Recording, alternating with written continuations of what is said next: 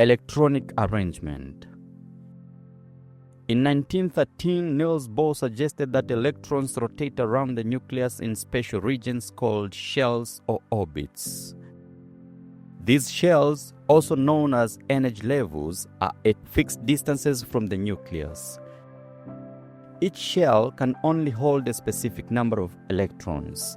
The maximum number of electrons held within each shell can be determined by the formula 2n squared, where n is the position of the shell from the nucleus.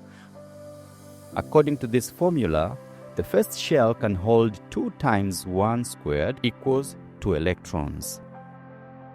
Second shell can hold 2 times 2 squared equals 8 electrons.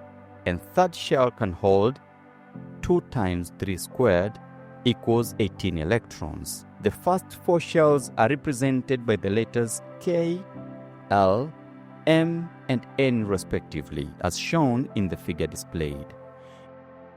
Each electron in an atom is in a particular shell, and the electrons must first occupy the lowest available shell nearest to the nucleus. For reasons beyond the scope of this book, the third shell is more stable with 8 electrons. This is why, even though the third shell can hold up to 18 electrons, the potassium element, which has 19 electrons, has only 8 electrons in its third shell. And the last electron moves to the fourth shell. This is the same for calcium, which has 20 electrons, where the last 2 electrons move to the fourth shell after the third shell is completely filled with 8 electrons.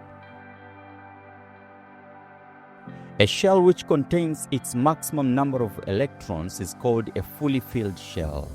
An atom with a fully filled outermost shell is said to be stable.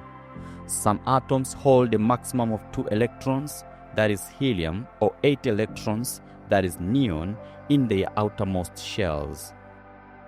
The elements with a maximum of 2 electrons in their outermost shells are said to exhibit a duplet state, while those with 8 electrons are said to exhibit an octet state. Electrons are arranged so that the lowest shells are filled first.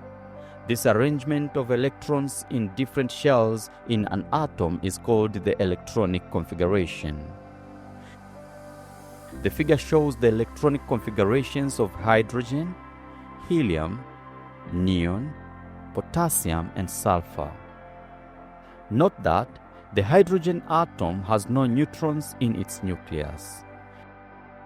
Helium and neon atoms have their outermost shells completely filled with electrons, and so they are stable atoms. The electrons are not fixed at particular positions within the shell. Instead, they move extremely fast and can be anywhere within the shell.